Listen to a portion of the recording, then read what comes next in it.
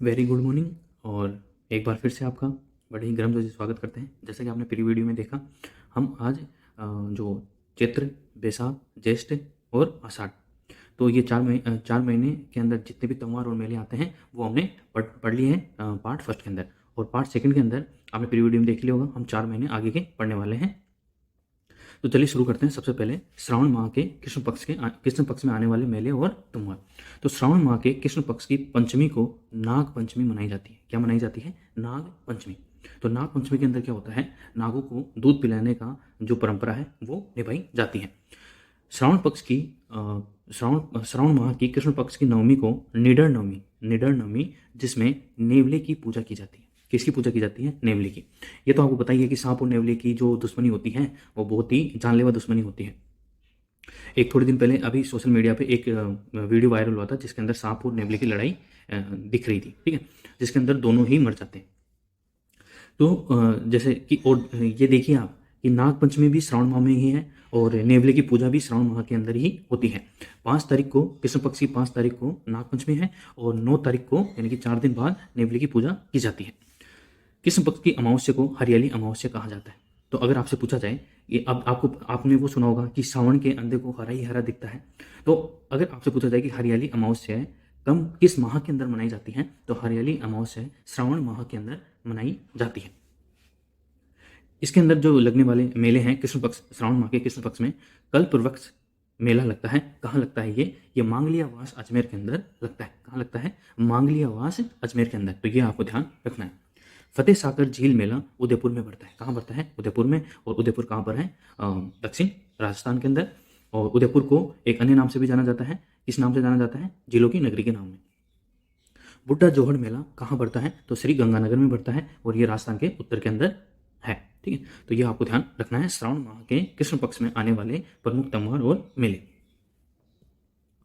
Next है कि श्रावण माह के शुक्ल पक्ष, जो जैसे मैंने आपको पहले बताया था, कृष्ण पक्ष माह के शुरू के 15 दिन होते हैं और जो शुक्ल पक्ष होते हैं वो माह के अंतिम के 15 दिन होते हैं। तो कृष्ण पक्ष के जो श्रावण माह के कृष्ण पक्ष के त्यौहार और मेले थे वो भी अपन ने देखे हैं जो आपके सामने है, ठीक है। और अब हम देख रहे हैं शुक्ल पक्ष के, श्रावण माह के शुक्ल पक्ष के मेले और त्यौहार। तो श्रावण माह के शुक्ल पक्ष की तृतीया को छोटी तीज मनाई जाती है। कौन सी तीज मनाई जाती है? छोटी तीज।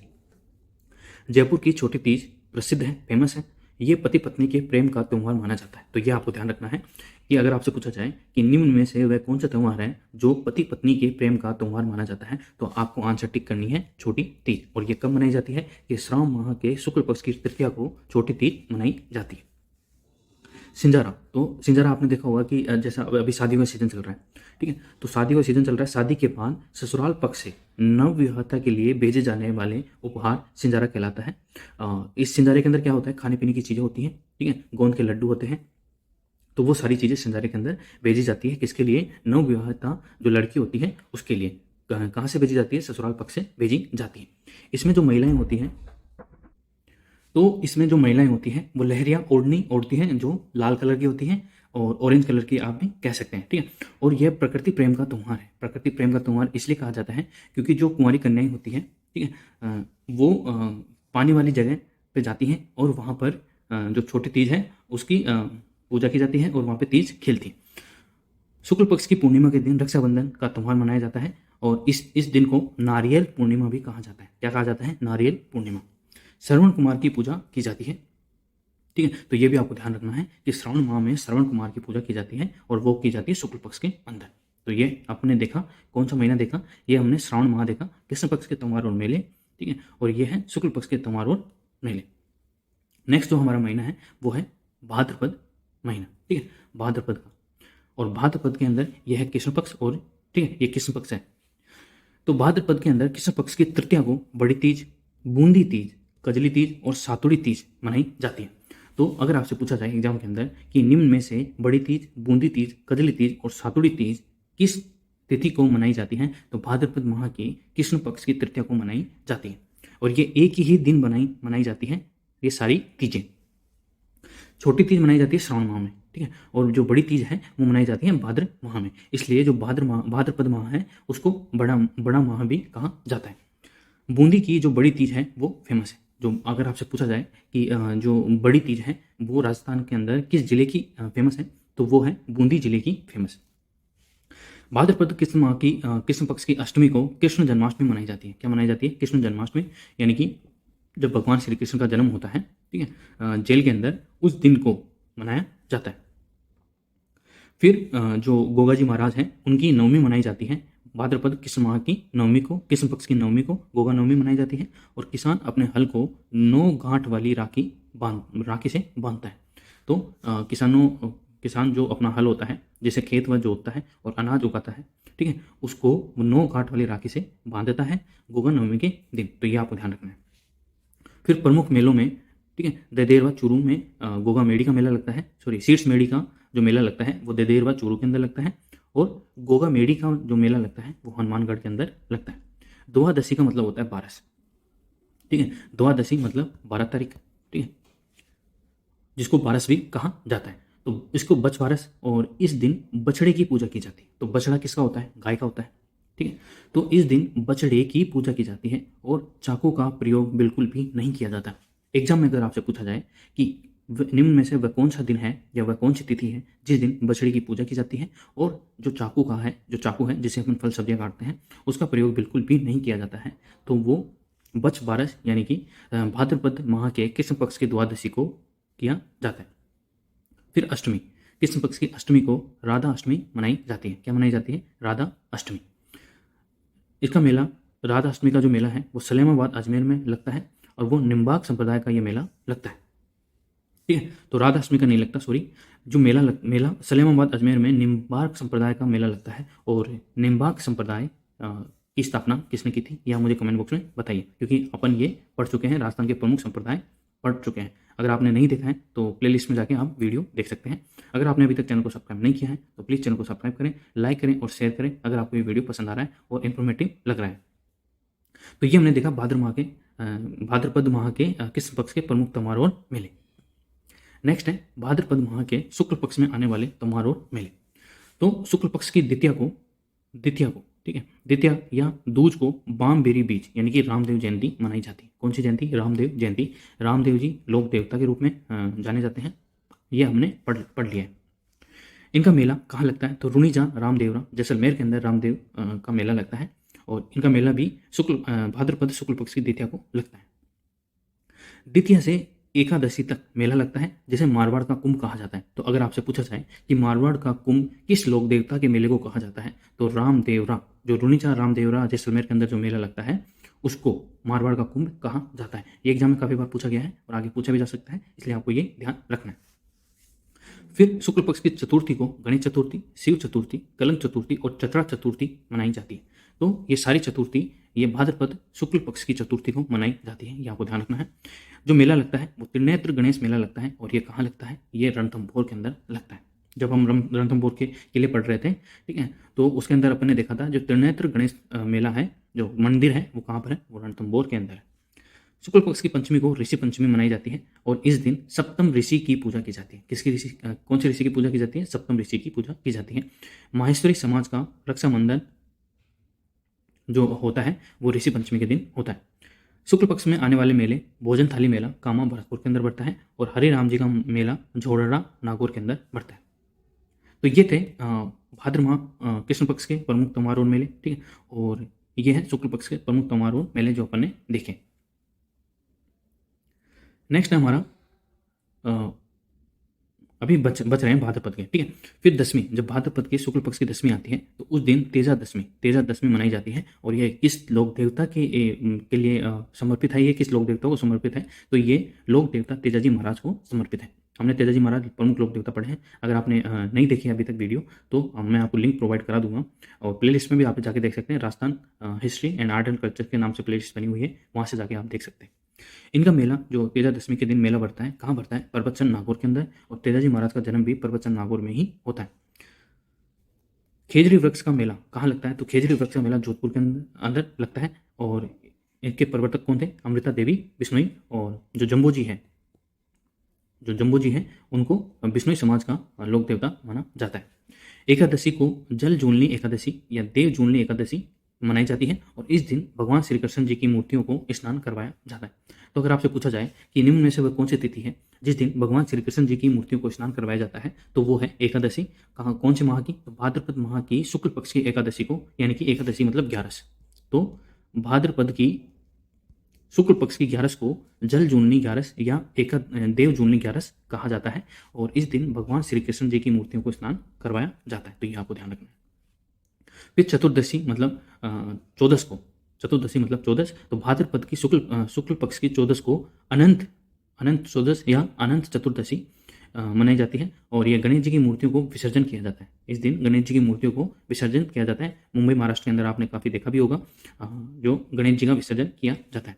फिर पूर्णिमा आ जाती है, तो पूर्णिमा के दिन श्राद्ध प्रारंभ हो जाते हैं। तो भाद्रपद माह के शुक्ल पक्ष की पूर्णिमा के दिन श्राद्ध प्रारंभ हो जाते हैं पूर्णिमा से। और श्राद्ध क्या होते हैं? जो बड़े बुजुर्ग जो जिनका शरीर पंच तत्व में विलीन हो चुका है, ठीक है, उनका श्राद्ध प्रारंभ हो जाते हैं, उनको पिंडदान दिया जाता है, ठीक है, और कौवों को भोजन कराया जाता है, तो उसी को श्राद्ध कहते हैं, जो भाद्रपद के शुक्ल पक्ष के पूर्णिमा के दिन से शुरुआत मानी जाती है। तो ये हमने देखे भाद्रपद के कृष्ण पक्ष और शुक्ल पक्ष के प्रमुख मेले और त्योहार। नेक्स्ट जो हमारा महीना है वो है अश्विन माह। कौन सा? अश्विन माह। तो अश्विन माह के कृष्ण पक्ष की जो श्राद्ध पक्ष है वो इसमें भी चलता है, क्योंकि भाद्रपद के पूर्णिमा से तो ये स्टार्ट होते हैं, शुक्ल पक्ष की पूर्णिमा, भाद्रपद शुक्ल पक्ष की पूर्णिमा से श्राद्ध स्टार्ट हो जाते हैं और ये अश्विन माह के कृष्ण पक्ष के तक चलते हैं, ठीक है। तो श्राद्ध पक्ष में इसमें सांझी की पूजा की जाती है। किसकी पूजा की जाती है? सांझी की पूजा की जाती है। और सांझी क्या है आप मुझे गूगल पे सर्च करके आप मुझे कमेंट बॉक्स में बता सकते हैं, ठीक है, तो जरूर बताइएगा मुझे। नाथ द्वारा में केले की सांझी बनाई जाती है। केले की सांझी बनाई जाती है। किसकी बनाई जाती है? केले की। उदयपुर का मत्स्येंद्र नाथ मंदिर सांझी का मंदिर कहलाता है और सांझी के अंतिम दिन महिलाओं द्वारा थम्बुड़ा व्रत किया जाता है। कौन सा व्रत किया जाता है? थम्बुड़ा व्रत किया जाता है। तो ये भी आपको ध्यान रखना है। अब आ जाते हैं शुक्ल पक्ष में, क्योंकि जो आश्विन माह का कृष्ण पक्ष है वो अपन ने देख लिया, जिसके अंदर मुख्यतः सांझी की पूजा की जाती है, ठीक है। और सांझी का जो मंदिर है वो मत्स्येंद्र नाथ मंदिर सांझी का मंदिर कहलाता है और नाथ द्वारा राज संबंध के अंदर केले की सांझी मनाई जाती है, ठीक है, बनाई जाती है। और सांझी के जो अंतिम दिन होता है वो महिलाओं के द्वारा कौन सा व्रत रखा जाता है? तो वो रखा जाता है थम्बुड़ा व्रत। तो ये भी आपको ध्यान रखना है। नेक्स्ट है शुक्ल पक्ष की एकम को सर्दीय नवरात्र आरंभ हो जाते हैं। मतलब जो शुक्ल पक्ष की जो एकम है उसके अंदर सर्दीय नवरात्र आरंभ हो जाते हैं। फिर शुक्ल पक्ष की अष्टमी को दुर्गाष्टमी या होम अष्टमी मनाई जाती है, ठीक है। फिर शुक्ल पक्ष की दशमी को विजयदशमी या दशहरा कहा जाता है। ये दिवाली के 20 दिन पहले होता है, ठीक है। और प्रसिद्ध दशहरे कहाँ के हैं? तो एक तो मैसूर तेलंगाना, ठीक है, और राजस्थान के अंदर कोटा का है। तो ये आपको मुख्यतः ध्यान रखना है, ठीक है। अगर आपसे पूछा जाए कि भारत के अंदर प्रसिद्ध दशहरा कहाँ का फेमस है, तो मैसूर तेलंगाना, ठीक है, हैदराबाद, ठीक है। तो मैसूर का शासक कौन था? हैदर अली था और हैदर अली के बाद कौन था? टीपू सुल्तान था, ठीक है। और 4 आंग्ल मैसूर युद्ध होते हैं। अंतिम आंग्ल मैसूर युद्ध 1799 में समाप्त हो जाता है और ये वहाँ से बेले दिल्ली की सहायक संधि अस्तित्व में आती है। तो ये अपने इतिहास में पढ़ा था। तो प्रसिद्ध दशहरे मैसूर तेलंगाना का है और राजस्थान के अंदर आपसे पूछे तो कोटा का है। तो ये आपको ध्यान रखना है। इस दिन कन्हैयालाल सेठिया जी की जो कविता है लील टांच के अनुसार हथियारों की पूजा की जाती है और नीलकंठ के पक्षी के दर्शन शुभ माने जाते हैं। तो ये आपको मुख्यतः इंपॉर्टेंट फैक्ट है, ये आपको ध्यान रखना है कि जो विजयदशमी है और जो दशहरा है फेमस तो कहाँ का है? तो भारत के अंदर आपसे पूछे तो मैसूर तेलंगाना के अंदर है और राजस्थान के अंदर पूछे तो कोटा का है। और इस दिन जो कन्हैयालाल सेठिया की जो पुस्तक है कौन सी? लील टांच, उसके अनुसार हथियारों की पूजा की जाती है इस दिन और नीलकंठ मतलब जो पक्षी है, नीले कंठ का जो पक्षी होता है उसके दर्शन यहाँ पर शुभ माने जाते हैं, लाभदायक माने जाते हैं। खेजड़ी के वृक्ष की पूजा की जाती है। पूर्णिमा होती है, ठीक है, शुक्ल पक्ष की जो पूर्णिमा आती है, पूर्णिमा कब आती है? 15वें दिन आती है और इस दिन शरद पूर्णिमा होती है। कौन सी पूर्णिमा? शरद पूर्णिमा। शुक्ल पक्ष के अंदर आश्विन शुक्ल पक्ष के अंदर जो मेला लगता है वो मारवाड़ महोत्सव यानी कि मांड महोत्सव जोधपुर के अंदर लगता है और मीरा महोत्सव चित्तौड़गढ़ के अंदर लगता है। तो ये मुख्यतः है, तो ये भी आपको ध्यान रखना है, ठीक है। तो ये हमने देख लिया अश्विन माह के कृष्ण पक्ष के अंदर, ठीक है, और ये देख लिया हम शुक्ल पक्ष के अंदर। आई होप आपको ये पसंद आ रहा होगा। नेक्स्ट है हमारा कार्तिक माह। कौन सा माह? कार्तिक माह। तो कार्तिक माह के कृष्ण पक्ष के अंदर आने वाले प्रमुख त्योहार और मेले। तो कार्तिक माह के कृष्ण पक्ष की चतुर्थी को करवा चौथ मनाया जाता है और ये तो आपको पता है करवा चौथ कैसे मनाया जाता है। जो विवाहित महिलाएं होती हैं वो अपने पति की दीर्घायु के लिए करवा चौथ मनाती है और रात को जब चांद निकलता है तो जो आटा छानने वाली छलनी होती है उसके अंदर से अपना पति का चेहरा देखकर पानी पीती है। तो कईयों की तो शादी हो चुकी होगी और कईयों की होने वाली होगी, और जब आप जॉब लग जाओगे तब आपकी शादी हो जाएगी। तो ऐसी बात नहीं है जॉब नहीं लगेगी तो शादी नहीं होगी, बस अपने मेहनत पर भरोसा रखें और अपने लक पे, ठीक है, आत्मविश्वास बनाए रखें। आप सफल जरूर होंगे। सफलता ये नहीं है कि आप एग्जाम में फेल हो गए, सफलता ये है कि आप एग्जाम में फेल हो गए और निराश होकर बैठ गए, वो असफलता है। सफलता सफलता आपकी मेहनत पर है। अगर आपने मेहनत की है तो वो आपकी मेहनत बेकार कभी नहीं जाएगी। तो अपने आप में विश्वास रखें, आत्मविश्वास बना रखें, ठीक है, और निरंतर प्रयास करते रहें। तो जो करवा चौथ मैंने आपको बता दिया कि जो विवाहित महिलाएं होती हैं वो अपने पति की दीर्घायु के लिए ये व्रत करवा चौथ रखती हैं, ठीक है। और रात को जब चांद निकलता है तो आटा छलने वाली चांदनी से वो अपने पति का चेहरा देखती है और पानी पीती है और रात को भोजन करती है। आपने वो मूवी देखी होगी कपिल शर्मा वाली, कि उसके 4 बीवियाँ होती हैं और फिर वो एक सामने वाले बिल्डिंग के ऊपर से जाता है और फिर उसकी चारों पत्नियाँ एक दूसरे की फ्लोर से उसको छलनी के अंदर से देखती है। तो वो वाला करवा चौथ होता है, ठीक है। फिर कार्तिक माह की कृष्ण पक्ष की अष्टमी को अहोई अष्टमी मनाई जाती है, ठीक है। और इस दिन महिलाएं संतान की दीर्घायु के लिए कामना करती हैं और व्रत करती हैं, ठीक है। तो ये जो व्रत करने का जो सिस्टम है, ये सभी जो सारे व्रत है लगभग वो महिलाओं के हिस्से में आए हैं, ठीक है। तो अगर संतान की दीर्घायु चाहिए तो भी महिला व्रत कर रही है, ठीक है। और अगर पति की दीर्घायु चाहिए तो भी महिला व्रत कर रही है। तो ये सारे जो व्रत हैं, ठीक है, ये हिंदू समाज के अंदर महिलाओं के हिस्से आते हैं। तो अगर आपसे पूछा जाए कि पति की दीर्घायु के लिए कौन सा व्रत किया जाता है महिलाओं के द्वारा, तो करवा चौथ किया जाता है। किस तिथि के अंदर किया जाता है, तो कार्तिक माह की कृष्ण पक्ष की चतुर्थी को। और महिलाएं अपनी संतान की दीर्घायु के लिए कौन सा व्रत करती हैं, तो अहोई अष्टमी के दिन यह व्रत किया जाता है। कार्तिक माह की कृष्ण पक्ष की 13 को त्रयोदशी मतलब 13 तारीख, और 13 तारीख को तेरस कहा जाता है, ठीक है। और इस दिन धनतेरस यानी कि धन्वंतरी जयंती मनाई जाती है, ठीक है। और चतुर्दशी को यानी कि 14 को रूप चतुर्दशी मनाई जाती है। तो ये आपको ध्यान रखना है, ठीक है। तो त्रयोदशी यानी कि कार्तिक माह की कृष्ण पक्ष की 13 को धनतेरस यानी कि धन्वंतरी की पूजा की जाती है। और इस दिन हम कोई भी घर में नई चीज खरीदने का प्रयोजन मनाते हैं, ठीक है। कई लोग तो सोने चांदी के सिक्के भी खरीदते हैं और कई लोग कुछ भी छोटा मोटा सामान 5-10 रुपए का जो भी है वो अपनी हैसियत के हिसाब से खरीदते हैं, ठीक है। फिर कार्तिक माह के कृष्ण पक्ष की 14 को यानी कि चतुर्दशी को रूप चतुर्दशी मनाई जाती है। और अमावस्या को तो आपको पता ही है दिवाली मनाई जाती है। दिवाली मनाने का पीछे क्या क्या लॉजिक है, क्या कहानी है, क्योंकि इस दिन जो भगवान श्री राम है वो 14 वर्ष का वनवास काटकर घर लौटते हैं। लेकिन इस समय अमावस्या थी, मतलब घनघोर काली रात थी। तो उस काली रात को जग में मतलब उजाला, उस काली रात में उजाला करने के लिए जो नगर के लोग थे उन्होंने दीपक जलाए। और तभी से ये दीपावली मनाने की जो परंपरा है तभी से चली आ रही है। और इसी दिन भगवान महावीर और स्वामी दयानंद सरस्वती की मृत्यु दिवस में मनाया जाता है। तो ये भी आपको ध्यान रखना है, ठीक है। तो दिवाली तो आप सब लोग बता देंगे कि कार्तिक माह की कृष्ण पक्ष की अमावस्या को दिवाली मनाई जाती है। लेकिन अगर आपसे पूछा जाए कि भगवान महावीर और स्वामी दयानंद सरस्वती जी का जो निर्वाण मतलब होता है मृत्यु दिवस, ठीक है। तो मृत्यु दिवस भी मनाया जाता है, वो किस तिथि को मनाया जाता है, तो कार्तिक माह के कृष्ण पक्ष की अमावस्या को मनाया जाता है। फिर आ जाते हैं हम शुक्ल पक्ष के अंदर। कौन से पक्ष के अंदर, शुक्ल पक्ष के अंदर। तो ये कार्तिक माह ही चल रहा है अभी। तो कार्तिक माह की शुक्ल पक्ष की एकम को गोवर्धन पूजा की जाती है। किसकी पूजा की जाती है, गोवर्धन पूजा की जाती है। ये दिवाली के अगले दिन होते हैं, ठीक है। और इस दिन क्या होता है, इस दिन जो गोबर होता है, ठीक है, गाय का गोबर हो गया, ठीक है, उससे गोदा बनाया जाता है, ऐसा, ठीक है, ऐसा गोदा बनाया जाता है। और गाय के बछड़े से उसको गोवर्धन को मतलब ऐसे ऐसे कट मारा जाता है गाय के बछड़े के पैरों से, ठीक है।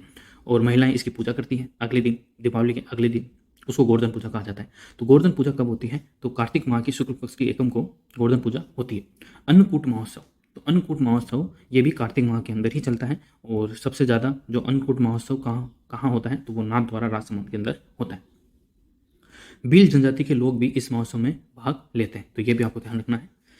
शुक्ल पक्ष की द्वितीया को भैया दूज या राम दूज मनाया जाता है। तो भैया दूज क्या होती है, इसमें जो बहनें होती हैं वो अपने भाई को खाना खिलाती हैं, ठीक है, तो उसको बोलते हैं भैया दूज। तो ये गोवर्धन के अगले दिन मनाया जाता है, ठीक है। तो एकम को गोवर्धन और द्वितीया को भैया दूज मनाया जाता है।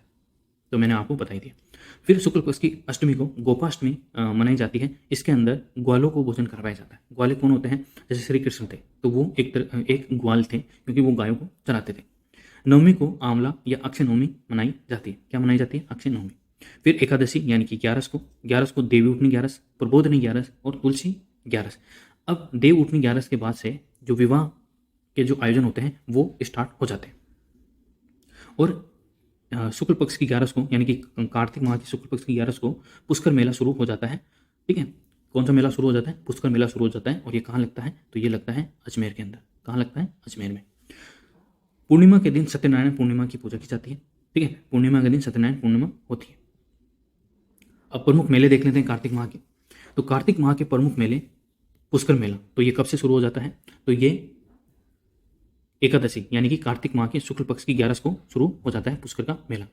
ठीक है, और प्रमुख मेलों में जैसे कोलायत मेला, ठीक है, तो ये कोलायत झील के किनारे बढ़ता है और ये कहाँ पर है? ये बीकानेर के अंदर है। चंद्रभागा मेला ये झालरापाटन झालावाड़ के अंदर है।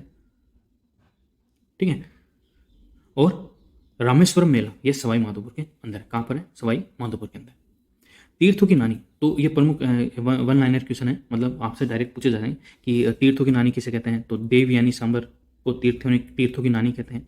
तीर्थों का भांजा तो मचकुंड धौलपुर के अंदर धौलपुर को तीर्थों का भांजा कहा जाता है। तीर्थों का मामा अगर पूछे तो कोंकण तीर्थ को तीर्थों का मामा कहा जाता है। और सबसे इंपॉर्टेंट कि मार्गशीर्ष और पौष माह के अंदर कोई भी त्यौहार नहीं मनाया जाता है। तो ये आपसे इंपॉर्टेंट है। अगर आपके पास 4 ऑप्शन आते हैं, ठीक है, और 4 ऑप्शन में अगर 2 ऑप्शन आपके पास मार्गशीर्ष और पौष माह आ जाए, ठीक है, तो आपको तो आंख बंद करके वो रिमूव कर देना है। ठीक है, एलिमिनेट कर देना है। ठीक है, क्योंकि मार्गशीर्ष माह और पौष माह में तो कोई त्यौहार मनाया ही नहीं जाता, तो वो कैसे सही हो सकते हैं? ठीक है, तो ये भी आपको ध्यान रखना है, इंपॉर्टेंट फैक्ट है ये। ठीक है, क्योंकि मार्गशीर्ष माह और पौष माह के अंदर कोई भी त्यौहार नहीं मनाया जाता है। तीर्थों की नानी देवयानी सांबर, तीर्थों का भांजा मचकुंड धौलपुर और तीर्थों का मामा कोंकण तीर्थ, ये भी आपको ध्यान रखना है। तो हमने इस वीडियो के अंदर 4 माह देख लिए। ठीक है, 4 माह पार्ट फर्स्ट के अंदर देख लिए थे और 4 माह पार्ट सेकंड के अंदर हम देख लिए। दो माह इसके अंदर और ऐड हो चुके हैं। कौन कौन से? एक तो मार्गशीर्ष माह और एक पौष माह, क्योंकि इनके अंदर कोई त्यौहार नहीं मनाया जाता है, तो ये भी हमारे साथ ऐड हो चुके हैं। तो कितने हो गए? 6 4 10 हो गए। और बचा कितना है? अब 1 और 2 माह और बचे, जो भी हम पार्ट थर्ड के अंदर देख लेंगे। आई होप आपको ये वीडियो पसंद आया होगा। तो अगर पसंद आया तो प्लीज़ वीडियो को लाइक करें, शेयर करें, चैनल को सब्सक्राइब जरूर करें। इसकी PDF आपको टेलीग्राम चैनल पर मिल जाएगी। लिंक आपको इसी वीडियो के नीचे डिस्क्रिप्शन में मिल जाएगा। Thank you so much.